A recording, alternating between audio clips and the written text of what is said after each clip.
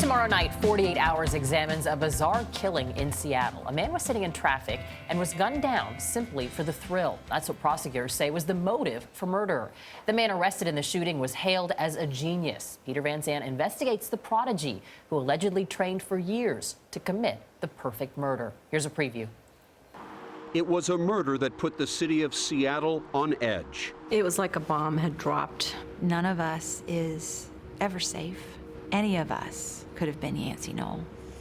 Prosecutors Adrian McCoy and Kristen Richardson say the murder of Yancey Knoll, shot to death in his car while stopped at a red light, seemed totally random. The police went all out. They took it very seriously. It happened on a quiet summer's night in 2012. Local wine steward Yancey Knoll was driving home from work when he was shot 4 times in the head by a man in a BMW sports car who fled the scene. Yancey had no criminal history, no history of being a hothead.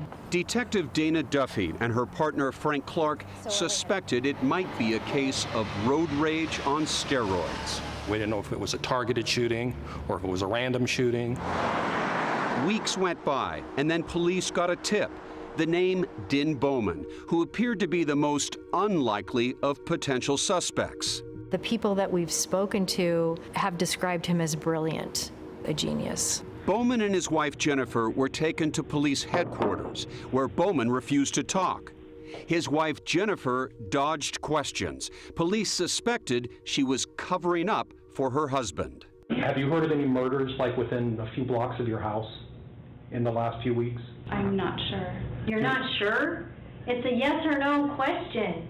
Do you want to talk to a lawyer or do you want to talk to us first? Well, I guess I'd like to talk to a lawyer. Bowman got his lawyer and he was arrested. Wife Jennifer was released but stood by her man. There were hundreds of jailhouse phone calls. They had pet names. Din was Bunny, and Mrs. Bowman, Jennifer, was Snuggles. When they talk to each other, they talk in baby talk. Bunny, Bunny, how are you? I'm doing good. How's my little snuggle cake? I just wrote you an email. Yay. When police examined Bowman's computer, they discovered he had been building a library of information on death and murder. And videos reveal he was an expert marksman.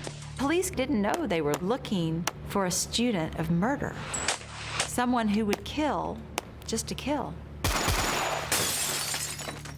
Peter Van Sant is here with more. Kill just to kill. That's the motive? Yeah, this was a random killing, one of the most terrifying kind, by a genius engineer. This man was working on making the first electric motorcycle. He designed robotics, went to college when he was 12, very much a loner, but he fancied himself as James Bond, bought a fancy sports car, trained on tracks, could fire handguns accurately, won shooting competitions with both hands. And then he played it out to this tragic end. So what question is your piece asking?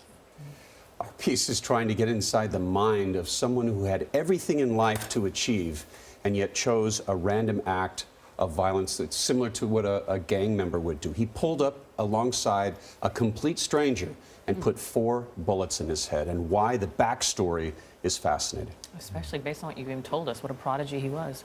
Peter, thank you so much. Thank you. You can see Peter's full report, A Student of Murder, tomorrow night on 48 Hours. That is at 10, 9 Central, right here on CBS.